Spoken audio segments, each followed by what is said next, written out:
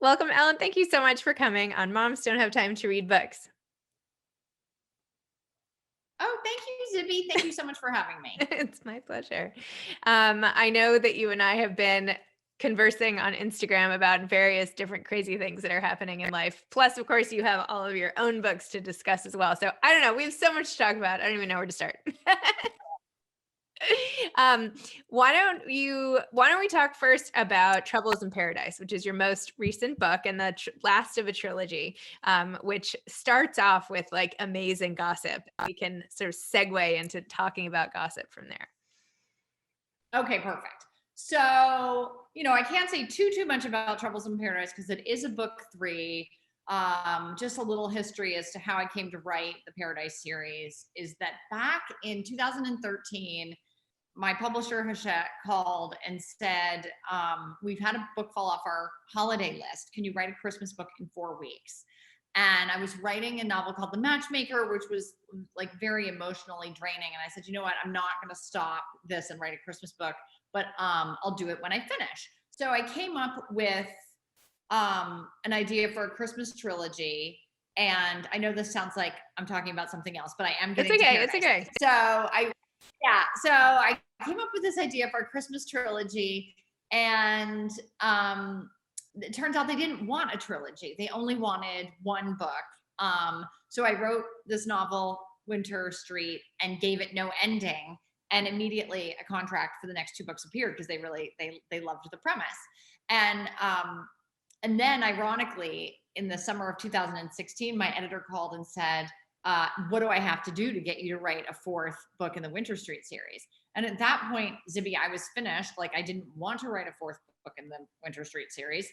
They really had to be persuasive. And I said to them, I'd really like to write a novel or a series of novels that are set in the Virgin Islands, because that was the place where I had sort of styled a writing retreat and time for myself in the Virgin Islands. And I'd fallen in love with it. And I feel like, again, like Hachette was a little bit hesitant.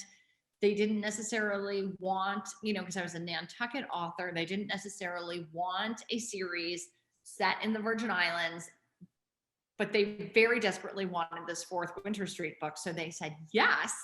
And then, again, irony is that the Paradise series has far, far, far outsold the Winter Street series and has sort of taken me to a new location. And so it's been very successful. So I was right. Like, I felt vindicated, like I was right.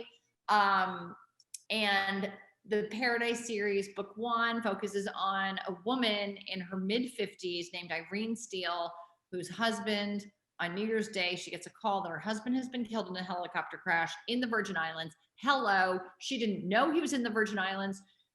She's completely gobsmacked. She and her two adult sons fly down there, only to find, guess what? This dude has a second life, including a mistress and a child. And then it's like, well, what else was going on? And so that sort of takes us through to book three, where I'm trying to tie up all of the mysterious loose ends in a way that is satisfying and surprising. So that is where we are. Awesome. And it's so funny because in the beginning of book three, you open it up and you talk directly to the reader and you're like, no, this is book three. So just like put this down and go back to the beginning and read the other two books. And I was like, okay. I am very concerned. I mean, I feel like some people may be like, oh, just be opportunistic. And if they buy it accidentally, oh, well, I am not that person. I am the person who is like, I would like them to have a pleasant reading experience where they're reading book one, book two, and book three, where it's very clear like where they are. I mean, I know that people have read book three first, which just gives me agita, honestly, makes me upset. That's so funny. And you have another book coming out soon and you've been like posting about that one. That's exciting and coming out in June. Yes, I have a book out in June called Golden Girl, which is my summer novel. And from here on out, like, I was doing 2 books a year, and it has been extremely stressful the last 7 years. And so I am going back with Golden Girl just to one book every summer. That is my new jam. And I don't know what I'm going to do with all my extra time, but I mean, I'll find something.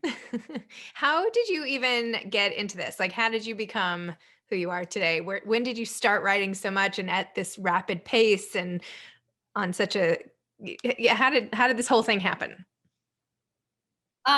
Let's see. How did this whole thing happen? So it's of course a longer story. So I went to Johns Hopkins undergrad. I was a writing seminars major. A lot of people don't think of Hopkins as like a place where writers are born. However, they do have a dedicated creative writing major. So like every week I would go to workshop, and I had Steve Dixon, Madison Smart Bell, John Barth, like really like great writers guiding me. And when I graduated, I knew I wanted to be a writer. I went and I sat with Madison Bell and I said, you know, what do I do? Do I go to graduate school? Do I get a job? And he said, you know, you have to go out in the world and live, Ellen. You have to have experiences. You're 22. And so I moved to New York City. I lived on the Upper East Side. I worked in publishing, and I hated it. I thought like, because I wanted to be a writer for some reason, that publishing would be my thing. No, I hated it.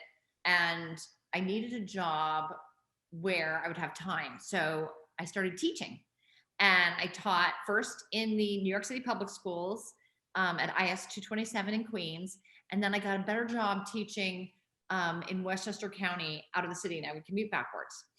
And the summer between those two school years, I wanted to get out of the city for the summer. And so I decided I would go to Nantucket. My family, I had grown up going to Cape Cod in the summers with my family, and I had been to the Vineyard in college. And I just felt like Nantucket was like the natural third point on the triangle. So I got a room in a house, fell madly in love with the island. And then after my second year of teaching, I moved back to Nantucket, and I'm like, I'm going to live in Nantucket. And I traveled in the off season. So like I would work during the summer season and then travel. And eventually, after I felt like I had gone out and lived, I applied to the University of Iowa for graduate school and ended up getting in there miraculously, and went to Iowa and was totally miserable. It's a very intense place. There's a lot of competition. I was just very unhappy. I was away from the ocean. I was like out in Iowa City. It was bad. And one of the ways that I made myself feel better is I started writing a novel that was set on Nantucket, and that was The Beach Club. And then in my final workshop at Iowa, my professor had his agent come, and his agent said, which one of you lives on Nantucket? And I said, oh, that's me. And it was sort of like a small world coincidence. And he said, stay and see me after class, which I wasn't even going to do because I had my U-Haul packed. I was ready to go. But I decided to, and thank goodness, because Michael has been my agent for 21 or 22 years now. And so I told him I was working on a book set on Nantucket called The Beach Club. He said, when you're finished with it, send it to me, which I did. And it's like at that point, 1999. So like I'm printing out the novel, sticking it in a box and taking it to the post office. And he read it and he said, you know, I'd like to represent you, and I'm going to make you lots and lots of money. So who doesn't want to hear that, right? This is the greatest words ever. And he sends the book out, and it gets rejected everywhere. Finally, like 5 months later, he calls and says he has an offer of $5,000. And I'm like, is $5,000 a lot of money? Because I can't quit my job. But since it was the only offer that we had, we took it. And The Beach Club was published in the summer of 2000. And 2 weeks after it came out, it was People Magazine's Book of the Week. And immediately my publisher ran out of copies. This was my first publisher, who I think will remain nameless during this interview. I'm not sure.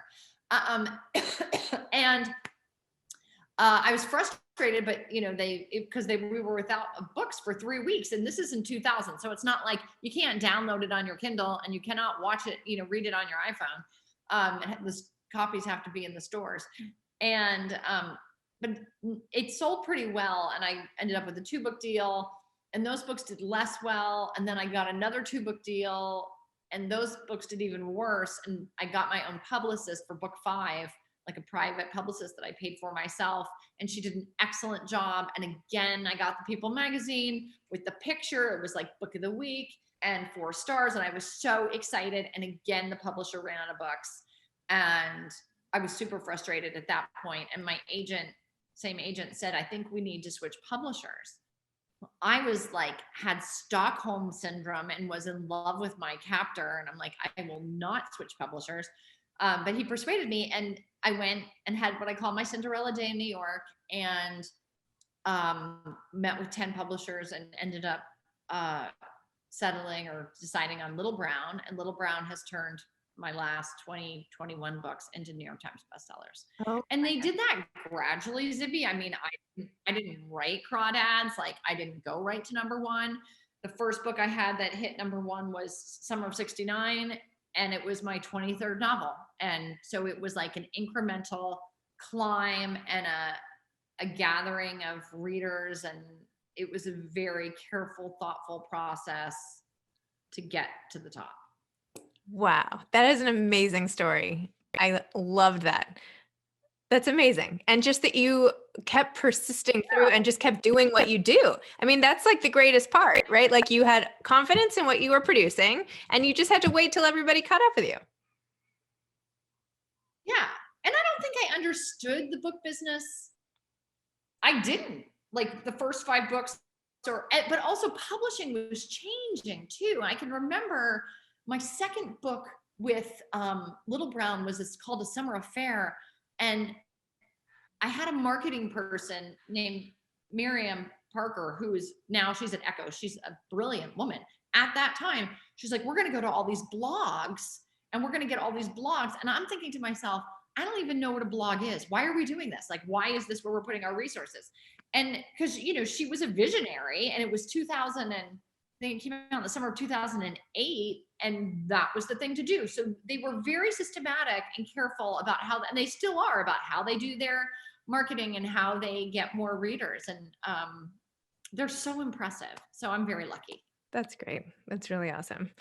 And I know that reader response and how people accept or embrace your book is something that's been really important to you. You have all these like devoted fans and everything else. And then when we were talking about, communicating about the recent situation with Jane Rosen's book on Instagram about how a mom's group turned against her and ended up banning her from the group and canceling her book event, you were up in arms about it. And I just wanted to talk to you a little about that.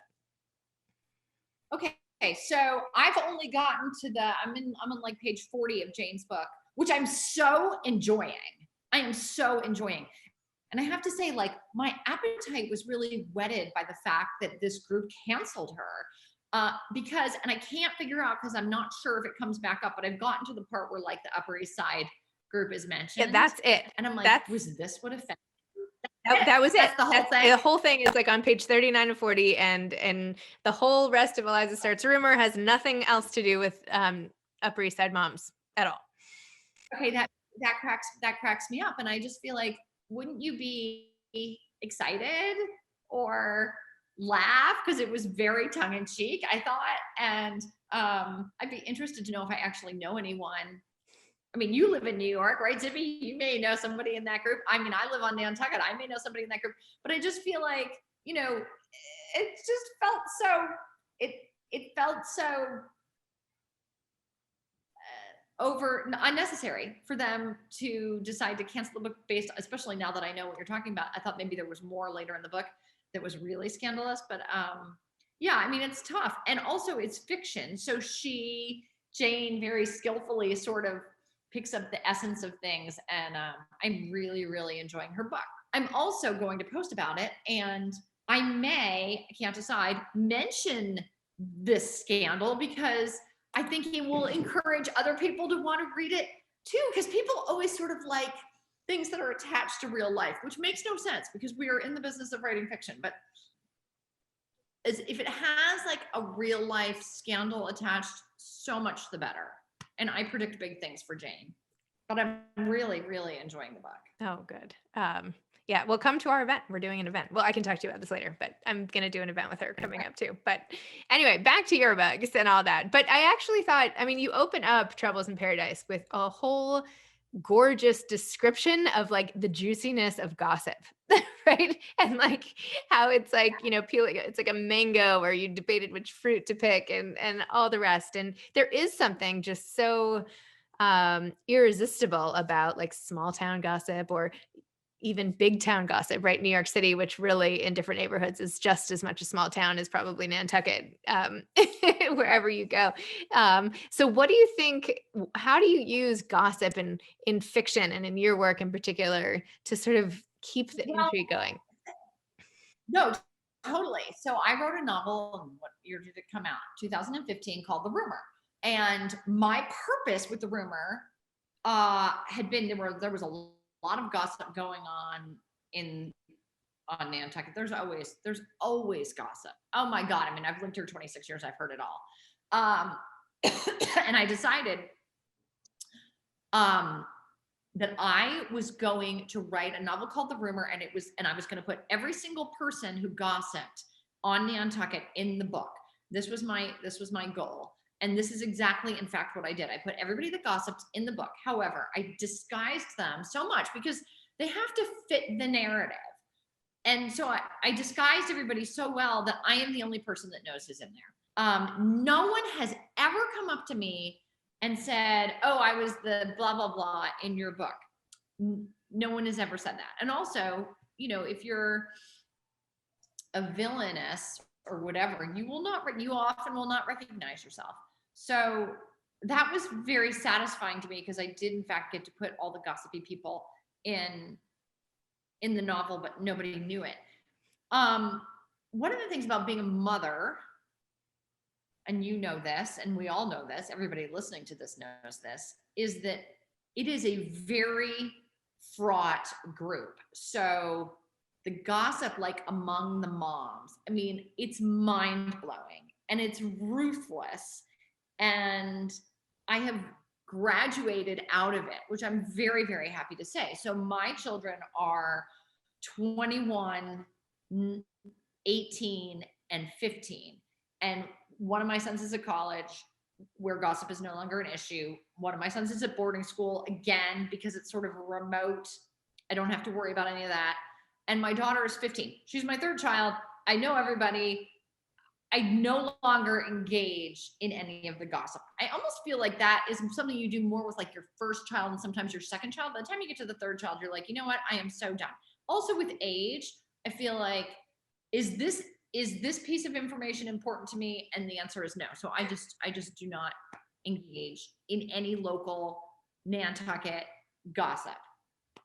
I now say that, and I'll probably like be embroiled in a scandal next week. But for the time, like over the last like 5 or 6 years since the kids have been in high school, it's been very, very mild. So it is something that I think you graduate out of. Well, I think the thing with moms, especially first time moms, are just really insecure. I mean, gossip is the grounds of the insecure, right? It's like their feeding ground. So when you're in a new situation, like trying to figure out what on earth you're supposed to be doing with your kids, right? Especially in the beginning, all you want to do is compare yourself to other people and then somehow get that little glint of, not that I'm speaking for myself, but just, I've heard, right? Like any sort of little win that you can have, like, oh, well, I heard her kid did XYZ, or I don't know. There's always something to make you feel better when you feel so bad. And it's not any justification for it. And it's not just that the kids are older, it's that like you're better. You know what you're doing, and that confidence that comes from Right. surviving. You're the one who is right. I mean, that's the thing, is that ideally you're the one that has evolved. You are now self-aware. You do not need to be boosted or fed by other people's misfortunes. So you just like, it's more like live. I mean, I think if you evolve the right way, it's just live and let live. It's so true. We can help.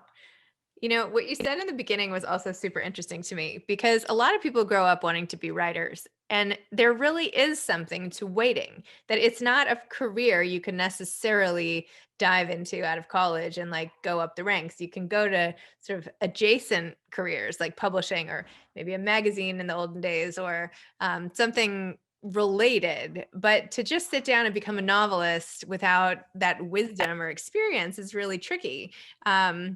And when you're that age, you don't want to be told that you have to go live. Like that's very annoying to hear, right?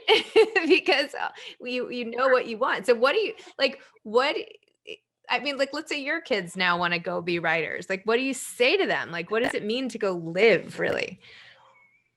Yeah, I mean, they have to have experiences. They have to travel. I mean, we've traveled with the kids. My ex-husband and I traveled extensively, like lived in Australia and like did a bunch of things.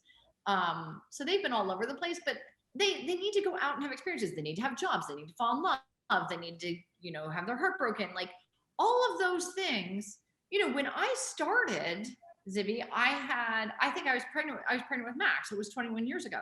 That's when I started writing the Beach Club. What did I know about life? Not one thing, really. I hadn't had children. I hadn't been divorced. I hadn't had cancer. Like all of the things that have happened to me over the 20 years that I've been doing this, in theory, should have been contributing to the richness and the nuance and the emotional integrity of the writing. That's the best case scenario. So hopefully it has, right? So in theory, every book gets better. And I've also been reading, and like one of the great things about you and other book influencers like you is that the way we can make ourselves better, like the way every single woman can make themselves better, is to read. I definitely believe that.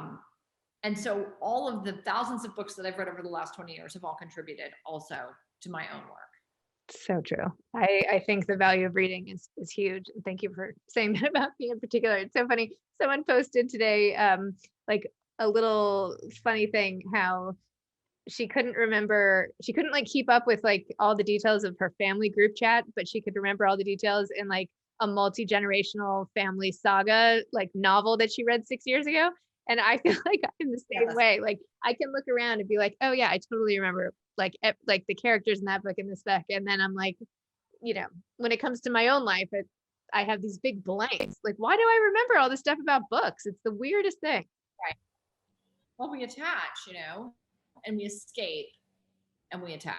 And, one of the things that I hear a lot from my readers, just because I do write escapist fiction, is, I'll hear about the terrible, worst moments of their lives. They're in the chemo chair, their parents are dying, they're at the hospital, their children have cancer, like whatever. And they have my book, and my book allows them to escape. And that is the most humbling experience. I don't need to write the great American novel. I have no desire to do so. Like what I'm doing now is so fulfilling just because I'm giving people in a lot of pain, either physical or emotional, a place to go.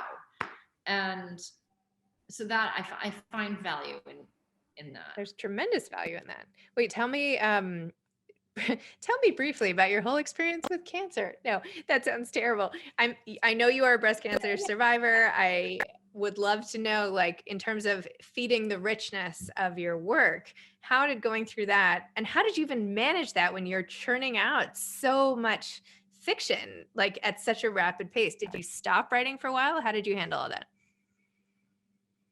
No. So the writing was really like was my gasoline, because I'm very disciplined anyway, but I got sick and I just said to myself, okay, I'm not going to stop. Like I'm going to stop only when it's absolutely necessary. So I was diagnosed in May of 2014, and I had a book coming out, The Matchmaker. I had a book coming out on June 10th.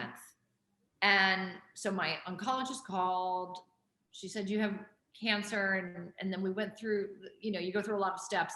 As it turns out, I had to have a double mastectomy. And I said to her, can we just schedule it for August? Because, and preferably like after all my social obligations, because, I have a book coming out and it's somewhere in Nantucket. And she was just like, Ellen, like reality check, like, no, you need to have this as soon as possible.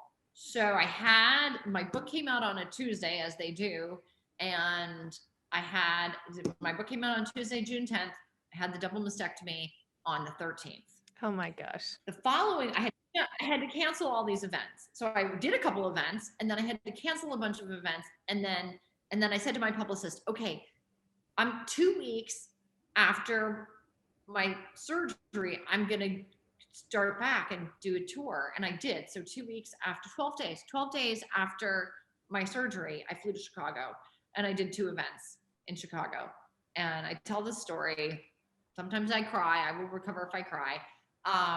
The first event was I was on drugs. I don't even remember it. It was a straight signing though. The second event was the brown bag lunch at the Cook County Library. There were 100 women. There were 2 women up front that one had no hair, one had very short hair. At that point, I have drains which were hidden by my dress, but like you have drains, which are these horrible things that come out your back and then they collect the lymphatic fluid. It's too awful to talk about anyway. And I was on Oxy and very emotional, and everybody there knew that what I had gone through. I'd been on the news. I went on with Gail King and Nora and Charlie on CBS This Morning. And the women come through my line and they say to me, Ellen, we've both had double mastectomies. Together, we've undergone 36 rounds of chemo and 64 rounds of radiation. We came today to tell you that you're going to be fine. And I thought to myself, okay, these women are far sicker than I am. And they showed up at my book signing and they are so optimistic and so encouraging.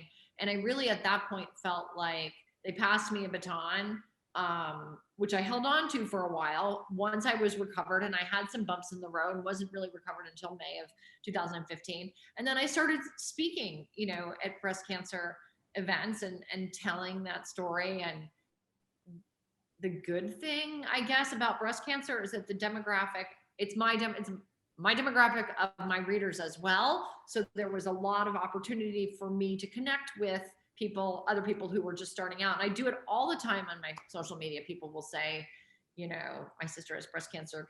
She's starting chemo tomorrow, and I'm always, I always reach out, always, if I can, personally. And I've met a lot of wonderful, really wonderful, wonderful women that way. So in some sense, it was a gift, not only because of the connection it gave me with my readers, but also, of the gut check with what's important. When you and I talked just a little while ago about like the gossip, that ceased to be important. Like,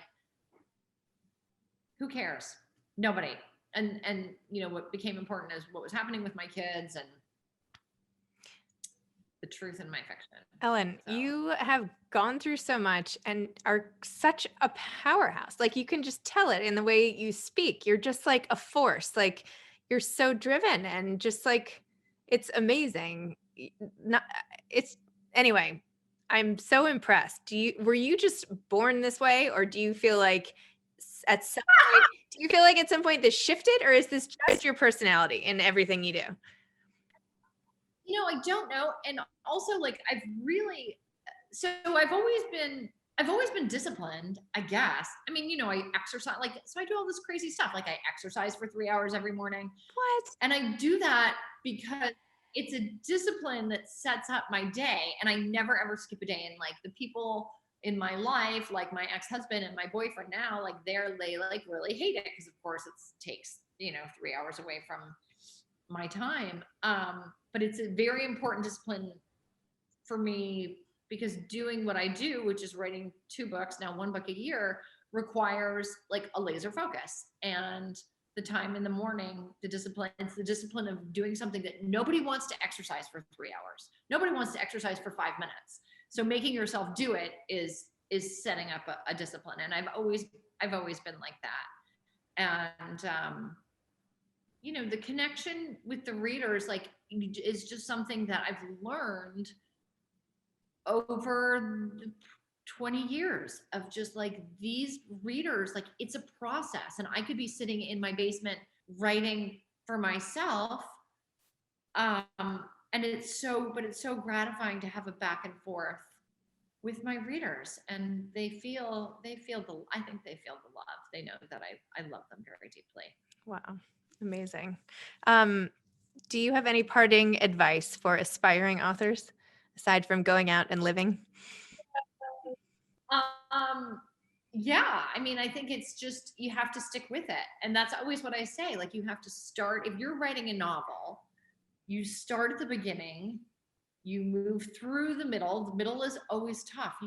There are lots of times when I do not know what's coming next, and it feels scary. And that's when you put the novel in a drawer and you think, I guess I'll get to it later because I know how it ends, right? So everyone always knows how it starts and they know how it ends. And the challenge is making yourself get through it and moving scene by scene. And I guess in a micro sense, I would say, for serious writers, you must dramatize. You must have a scene in a location with dialogue and characters and a conflict. That is the scene. And my novels are one scene after another, but at least I can pinpoint them saying, okay, well, this is the scene at the beach restaurant where she drops the tray of glasses and everybody stops, and then the owner asks if she's on drugs. Like that, like you need to have dramatization. And but in the larger sense, you just have to keep going until you get to the end, and then you can always go back and fix it. But so wait, Zibby, you have a book coming out. When is your book coming out? I do. February 16th, my anthology. Oh my gosh, that's So can we just talk about that briefly before we part? Sure. Yes, I'm super excited about it. I have 60 plus essays that authors wrote mostly during the pandemic, so some a little bit before. It was going to be like this whole website goop. I had this like whole idea, and that did not happen. I ended up just posting them up on my website during the pandemic, and then afterwards I was like, wait a minute, I have enough for a book. This is like a book what got published. So then I just sold it as a book, and now it's coming out. It's called Moms Don't Have Time To. And then is every essay a different ending to that sentence? No. So this book is 5 different sections. Moms don't have time to eat, work out, read, breathe, and have sex. So the essays are inspired by those topics, but they're not specifically about them, right? It's like a personal essay about something. And then another one coming out in November where I picked 5 different things that moms don't have time to do. What a great idea. So, I mean, I have to say, I'm sort of past it now, but it was definitely challenging where like moms don't have time to write novels. That would be my essay. Well, it might, you could try to, if you want to be in the next one, not that you don't have enough to do. I know, but I mean, that's the thing. It's like moms don't have time to, to do anything, but I love, so make sure you send it to me. I will absolutely send it to you. And thank you so much for coming on the show. And I loved talking to you and hope to see you in real life. I hope so too. All right. Bye, Zibby. Okay, bye, Ellen. Thanks. Bye.